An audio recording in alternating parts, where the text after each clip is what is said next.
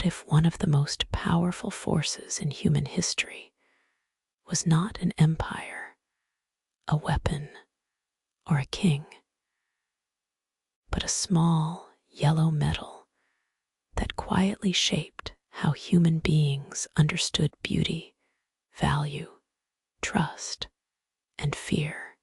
Gold, once its scale is understood, reveals a disquieting truth.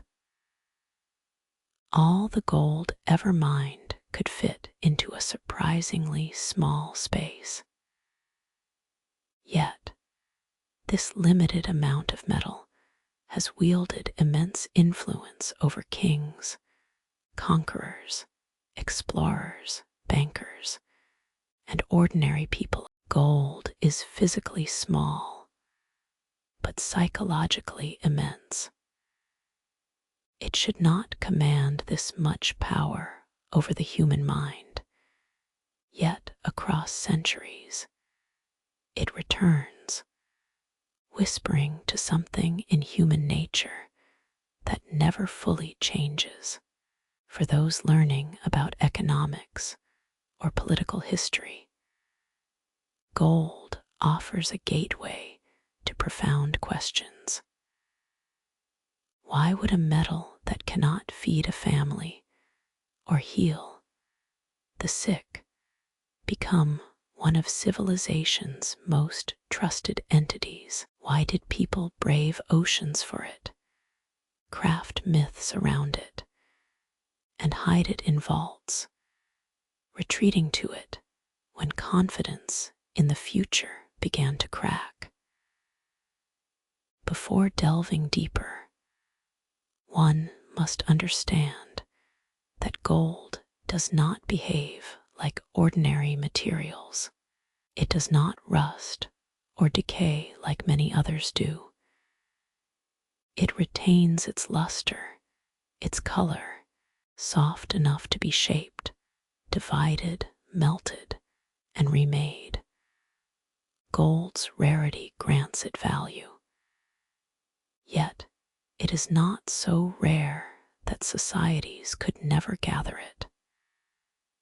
This narrative isn't about chemistry, it's about belief. Humans have always imbued certain objects with meaning far beyond their practical function. A crown is never just metal. A flag is never merely in the same way. Gold was never solely a metal taken from the earth.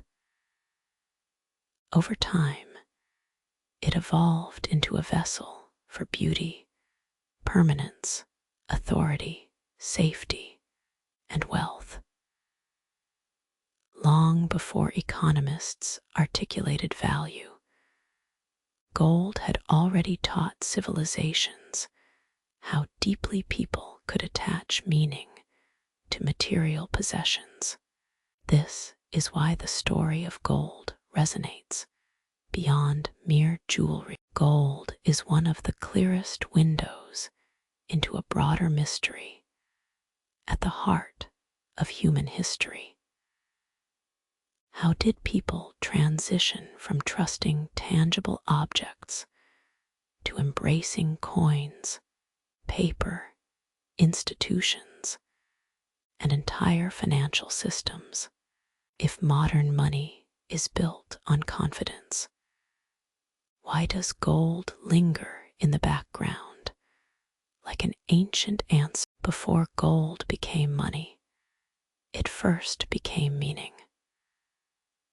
This transformation did not originate in markets. It began in the human imagination long before coins were minted or paper notes circulated. Gold had already permeated sacred spaces, royal courts, burial chambers, and ceremonial life. Gold was admired before it was quantified, desired before it was standardized. Ancient Egypt associated gold with the divine and eternity. In India, it became intertwined with ritual, dignity, and familial significance. In China, it bore prestige and symbolic weight. In the Andes, precious metals were sacred long before outsiders. Across biblical and classical traditions, gold surrounded kings and holy sites. What emerges from these civilizations is the understanding that systems of value are constructed not from cold logic alone, but from memory, reverence, beauty. At the same time, early societies required better methods to exchange useful goods. Cattle had value, grain had value, salt had value, but practical goods came with distinct limitations. As trade expanded and societies grew more complex, a need arose for something more stable. Gold and silver gradually fulfilled that need. A thing admired could now become a medium of exchange. A symbol evolved into a system. Once gold embodied both symbolic power and cultural trust, it began to define value and organize economic life.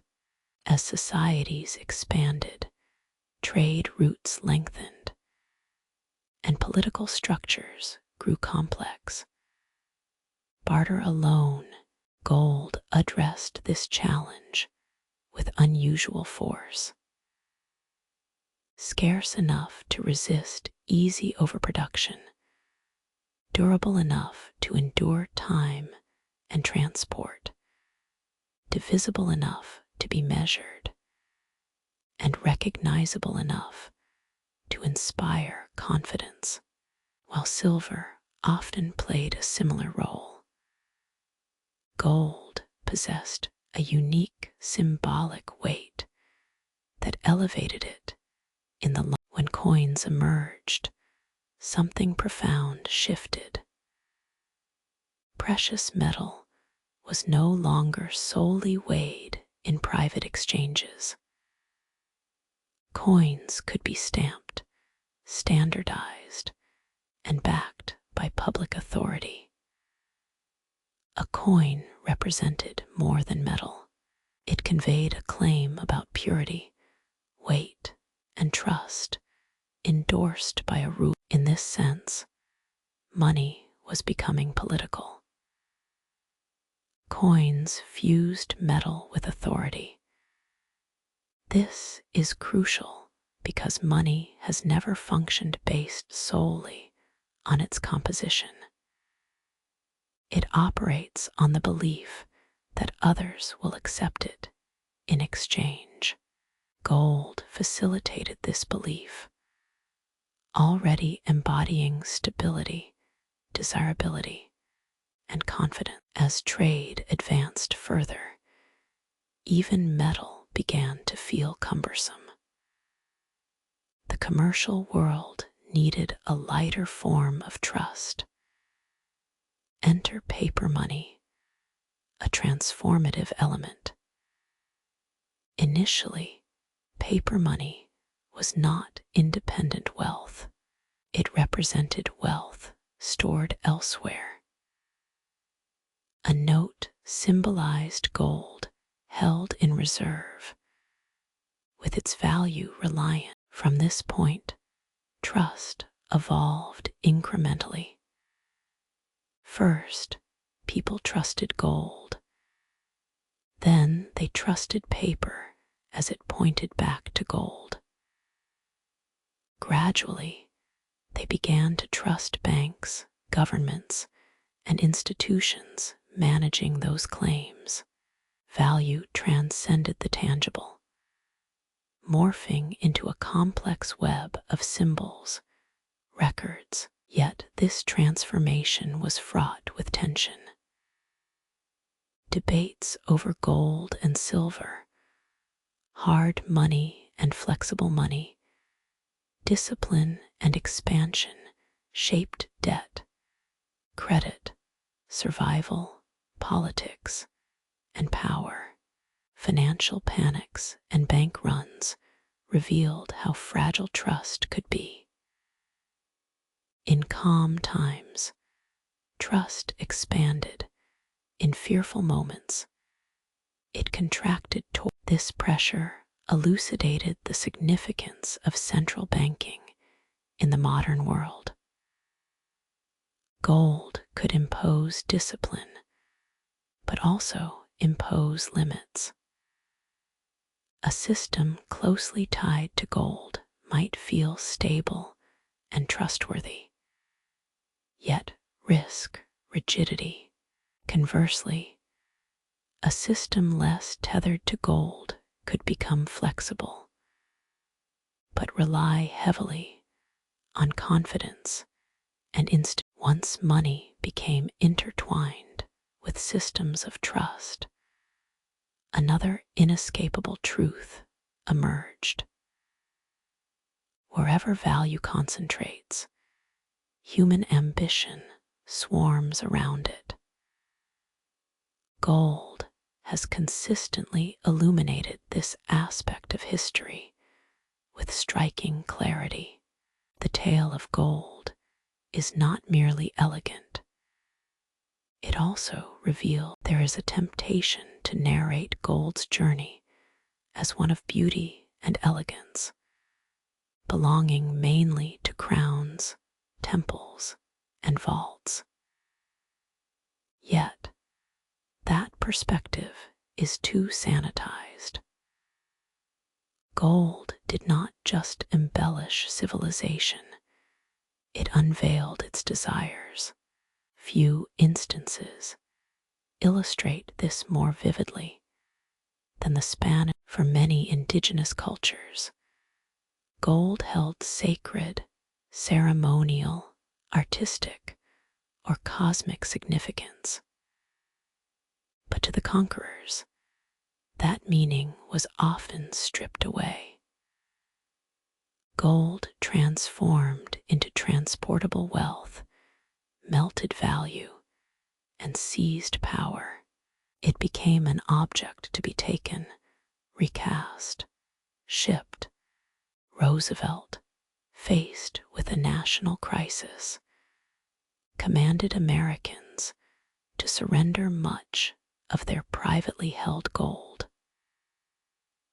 This moment resonated deeply, a stark reminder that money transcends mere economics. Under pressure, it morphs into a struggle for authority, survival, and control. In 1944, the world gathered at Bretton Woods to rebuild the shattered financial order following global devastation. Here, the US dollar emerged as the centerpiece of the international monetary system. Governments worldwide could convert dollars into gold at a fixed rate of $35 an ounce. This arrangement endowed the dollar with immense global strength, shaping the framework of the post-war world.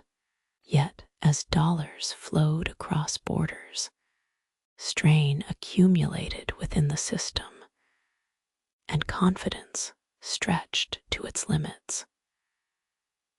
Then, in 1971, Richard Nixon made a decisive move, closing the gold window. This act marked the official break, propelling the world into the era of fiat money.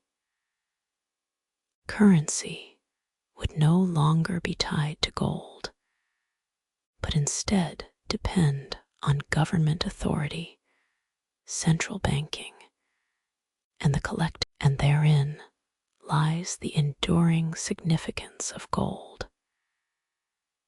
It continues to matter because fiat money has not dispelled the human yearning for reassurance.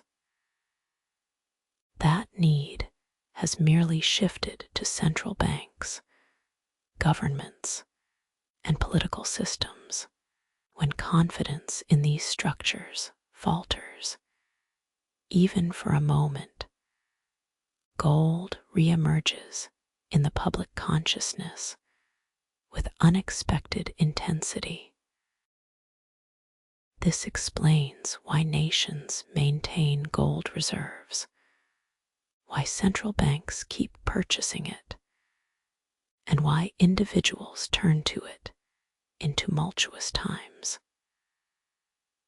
Gold may no longer define the global monetary system as it once did, yet it remains a psychological anchor in a world where value can feel increasingly in the realm of Bitcoin and digital assets. The significance of gold becomes even more evident. The term digital gold to describe Bitcoin underscores how the fundamental human questions surrounding value have not changed. Even amid networks and invisible transactions, the desire for a durable store of value persists, especially when trust. Ultimately, the tale of gold transcends mere metal hidden underground. It encapsulates humanity's deep-seated need for something enduring. Money is not just about numbers. It embodies trust, memory, fear, and the frameworks we create to find security in an unpredictable world. Gold endured not because we resisted progress, but because the emotional quest for stability remains ever present. The lesson for modern life is profound. True security should never rest solely on appearances. It invites us to delve deeper into the essence of money, success, and institutions, urging a more thoughtful approach to